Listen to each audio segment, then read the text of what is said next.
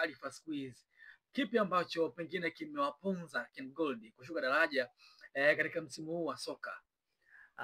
Kitu kikubwa zaidi kilichowaponza Ken Gold kama vitu vitatu. Cha kwanza kabisa zile ingia toka za makocha na ingia toka za wachezaji.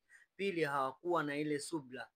Umeona, siku zote wao walichotaka ni kwenda kupiki moja kwa moja katika ligi kuu, na ni timu baadhi sana ambazo zinaweza zikafanyaje, zikaanza huku chini zikapanda daraja na mwisho wa siku zikafanyaje, zikaenda kuchukua hata ubingwa. Ni timu chache. Ila kitu kikubwa zaidi kichwa gharimu Ken Gold wachezaji. Umeona, na jinsi wachezaji wao walivyofanya usajili katikati ya dirisha dogo. Umeona, siku zote unaambiwa mafanikio yoyote yale yanaenda kwa umoja na nguvu moja na lengo moja. Sijui umenielewa.